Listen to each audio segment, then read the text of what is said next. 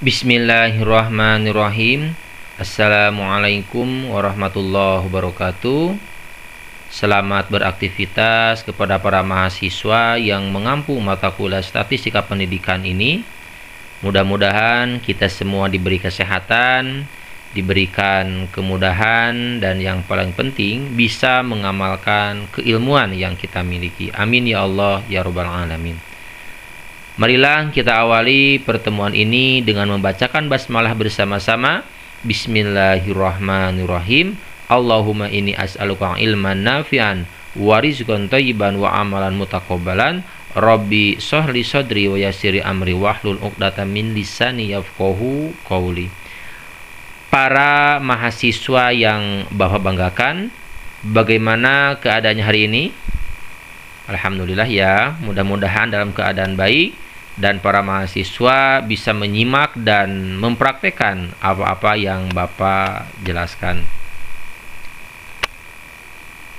Untuk pertemuan sekarang, kita sudah memasuki pada pertemuan PowerPoint yang ke-10, yaitu tentang penelitian terhadap satu perlakuan. Ya, sekali lagi, terhadap satu perlakuan. Anda seorang guru ataupun masih dalam tahapan calon guru, ketika Anda telah menyelesaikan pengajaran, maka timbul pertanyaan di benak para mahasiswa. Apakah pembelajaran yang saya ajarkan itu telah tercapai? Apakah bisa mencapai KKM yang sudah saya tentukan? Apakah rata-rata penguasaannya itu terpenuhi? Dan banyak sekali pertanyaan, akan tetapi mengerucut intinya, apakah pengajaran yang saya telah laksanakan itu berjalan sesuai harapan ataupun tidak, ya.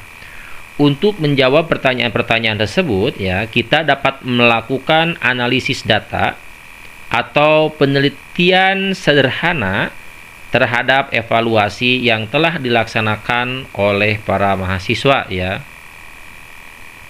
Akan tetapi, jika sudah mau membuktikan, tahapannya membuktikan berarti ini sudah melewati yang namanya uji normalitas.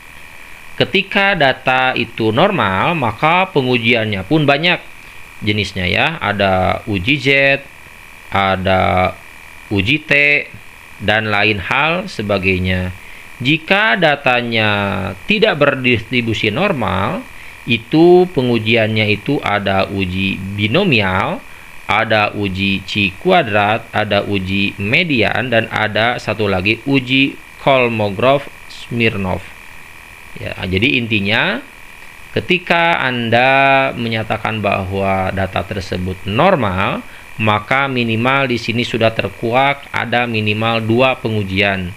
Kalau seandainya datanya tidak normal, maka di sini juga sudah tertera inilah bagiannya seperti chi kuadrat dan lain-lain. Baik, para mahasiswa yang Bapak banggakan, sekarang misalnya kita mempunyai contoh penelitiannya, judulnya adalah pengaruh diskusi kelompok terhadap pemahaman belajar di SD Angkasa. Ya, ini judulnya nih. Berarti timbullah rumusan masalah. Jadi rumusan masalahnya itu adalah, adakah pengaruh yang signifikan antara diskusi kelompok dengan pemahaman belajar? Nah, dari rumusan masalah, maka turun lagi satu lagi, yaitu ke dalam hipotesis. Jadi Bapak tidak akan menjelaskan panjang lebar tentang rumusan masalah, akan tetapi Bapak berfokus kepada hipotesis. Hipotesis di dalam bukunya Sundayana itu halaman 66 kalau nggak salah, karena Bapak sedang mengajar juga, sedang mengampu juga, yaitu tentang metodologi. Tapi kebetulan jurusan itu baru di PAI, ya. Jadi di sana Prof. Sugiono itu menyatakan bahwa Jika hipotesis nol itu tidak boleh atau tidak berharap adanya perbedaan. Berarti titik beratnya harus sama. Ya, jadi HO-nya itu, makanya HO di sini berbunyi tidak ada pengaruh pemahaman belajar. Tetapi kalau HA itu harus ada perbedaan. Jadi adanya pengaruh itu mau lebih tinggi ataupun lebih rendah. Jadi kalau HA mah nggak boleh ada perbedaan, intinya harus sama. Kalau HA bisa lebih atas, bisa lebih bawah. Kalau di sini adanya pengaruh, kalau sudah adanya pengaruh, pengaruhnya itu pengaruhnya yang besar atau yang kecil. Nanti ada lagi uji selanjutnya. Jadi kita hanya berfokus kepada uji HA yang ada dulu ya, ada nggak pengaruhnya. Setelah Bapak simpulkan ya, menurut Sundayana, buku keluaran tahun 2013 halaman 295, di dalam bukunya ada yang namanya interval dan kriteria ya. Kalau seandainya dari 0 sampai 30% bahwa dinyatakan bahwa pemahaman dari yang diajarkan oleh mahasiswa itu kurang. Kalau 31 sampai 69 itu pemahamannya sedang, kalau 70 sampai 100 pemahamannya baik. Kalau berbicara interval, kalau berbicara data statistika itu berhubungan dengan nilai. Nilainya itu bisa jadi ulangan harian, bisa jadi LKS, bisa jadi UTS, bisa jadi UAS, bisa jadi hasil keseluruhan. Jadi yang namanya nilai interval ini adalah nilai yang akan kita dijadikan acuan. Kalau judulnya misalnya pengaruh LKS terhadap hasil belajar, berarti ketika LKS itu selesai, maka harus diadakan evaluasi. Evaluasi itulah yang dijadikan dasar untuk menentukan interval dan kriteria yang mana. Jadi kalau seandainya kita nih bagusan mana, misalnya kita ngajar di 2 kelas, ada LKS yang dibuat oleh guru, jadi yang dibuat guru, siswanya itu beli ke guru tersebut, jadi guru yang buat LKS. Ada lagi yang membeli ke percetakan. Timbul pertanyaan, kira-kira bagusan mana? Kalau bagusan mana bahasanya judul seperti itu, berarti HO-nya itu atau pengujiannya itu nggak boleh yang namanya ketika beres ujian LKS, bukan. Tetapi minimal itu bisa dilihatnya ketika hasil UTS atau hasil UAS, ataupun bisa jadi hasil keseluruhan. Jadi di sini berbicaranya tergantung judul. Bisa judul itu membuat penelitian kita semakin melebar, bisa semakin terarah. Itu tergantung kita maunya yang seperti apa. Jadi sekali lagi Bapak menitik beratkan, kita itu mengadakan judulnya itu ada diskusi, dan diskusi itu ceritanya bisa nggak meningkatkan pemahaman gitu ya. Jadi titik tolaknya ada diskusi, ada pemahaman, berarti guru tersebut sudah melakukan ujian. Ujiannya itu sudah dilaksanakan gitu ya. Udah diuji normalitas kemarin ceritanya, jadi Bapak akan menggunakan data yang kemarin. Itu saja mukadimahnya. Kita lanjut.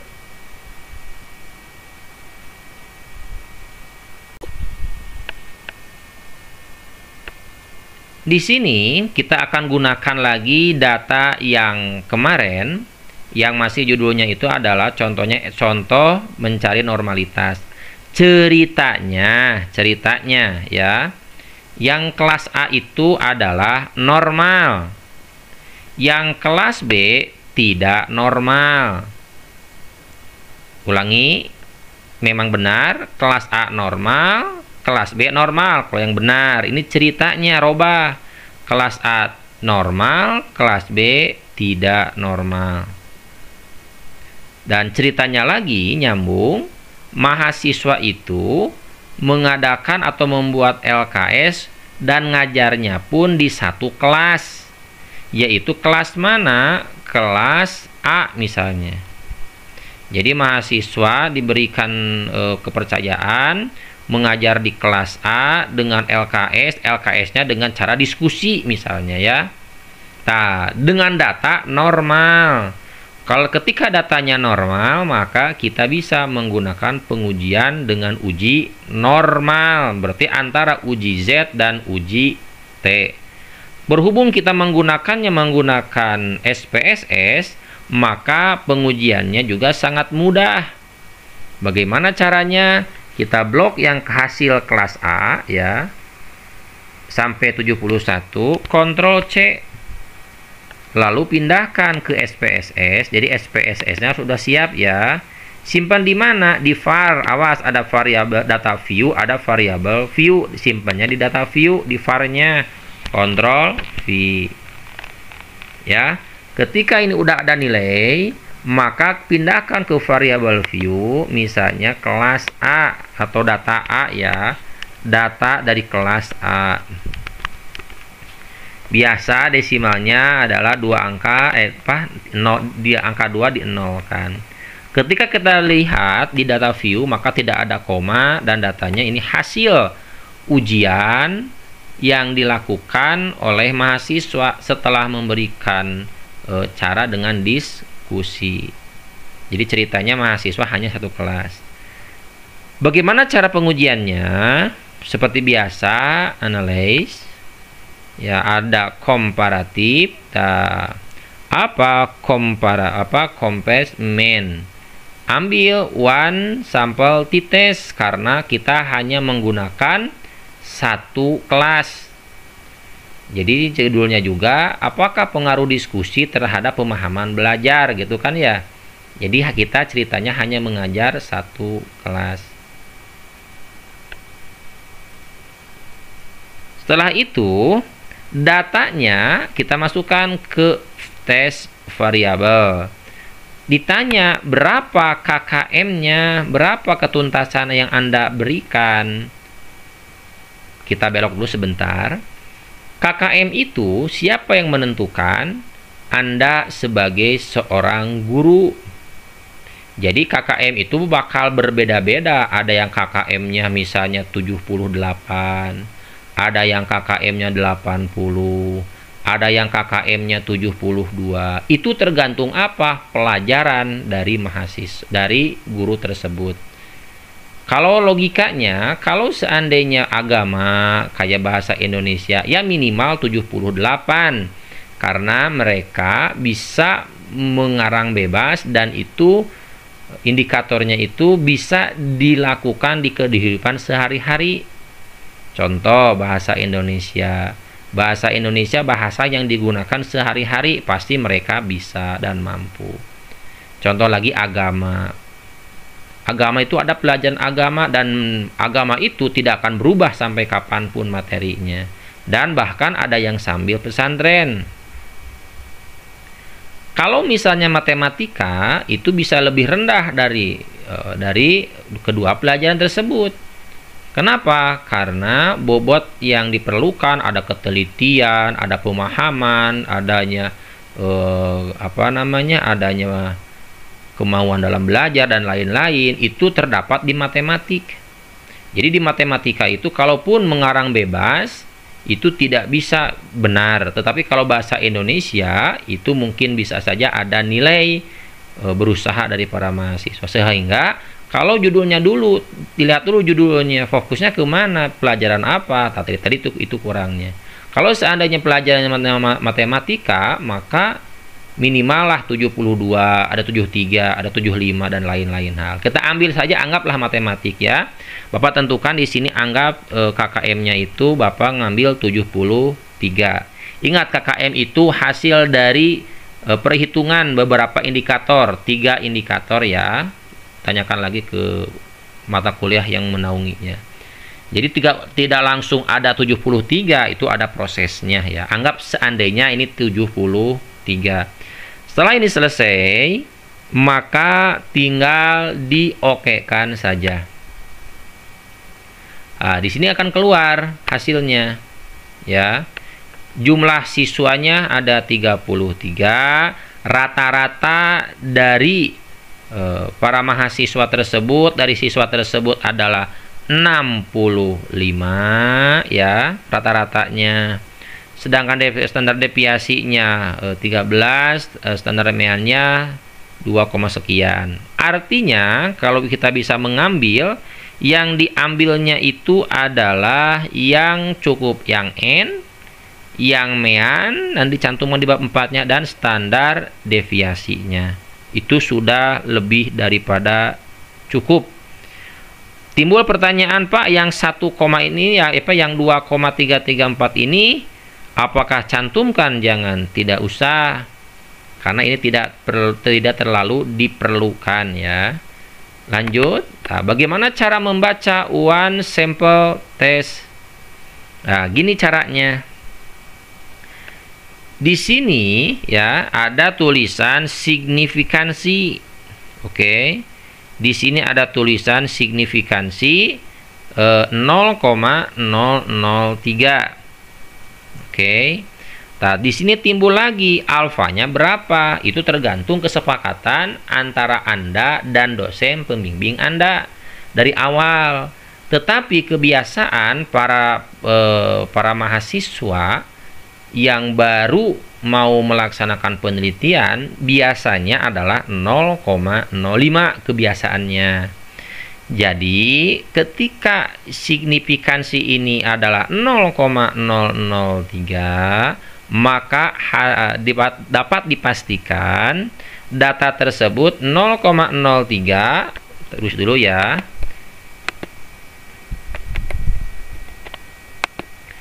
0,03 kalau nggak salah, 0,003 di sampingnya 0,05.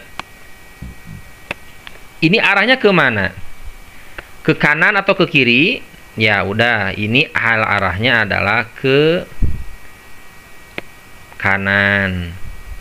Nah, ketika ujian dari signifikansi itu lebih kecil daripada alfa, ulangi, ketika signifikansi lebih kecil dari alfa, maka siapa yang diterimanya? Maka yang diterimanya adalah HA. Ya, HA diterima.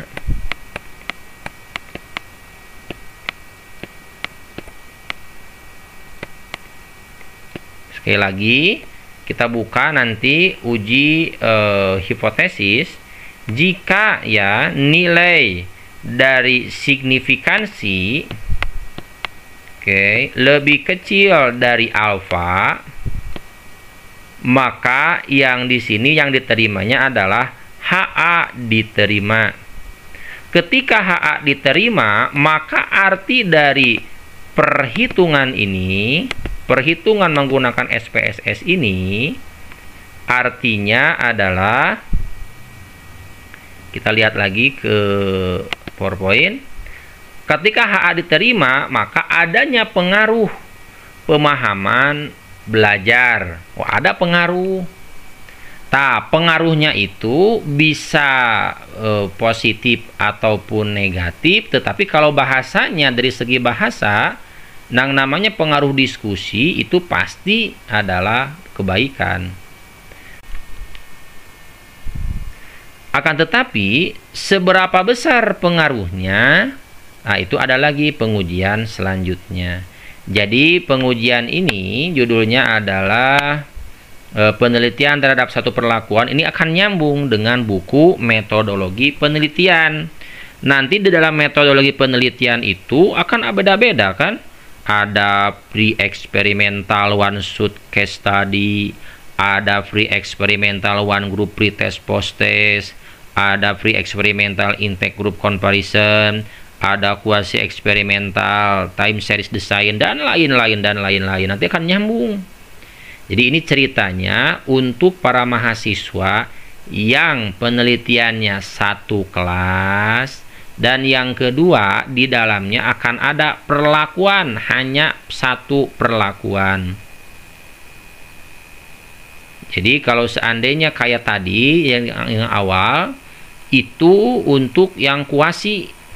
Yang awal video sebelumnya itu ada kelas A, ada kelas B, diuji normalitas. Nah, itu untuk yang penelitiannya lebih dari satu kelas. Tetapi ini mah pengujian uji T-nya untuk yang satu kelas. Tapi harus diingat, uji ini ya hanya untuk data yang normal saja. Bagaimana Pak yang tidak normal? Ada lagi pengujian selanjutnya. Mungkin itu saja yang bisa Bapak sampaikan. Sekali lagi, mudah-mudahan para mahasiswa semakin jelas, semakin mengerti kira-kira saya harusnya menggunakan penelitian yang mana atau menggunakan rumus yang mana. Itu saja yang bisa Bapak sampaikan. Mudah-mudahan ada manfaatnya dan harus dimanfaatkan. Akhirul kalam, assalamualaikum warahmatullahi wabarakatuh.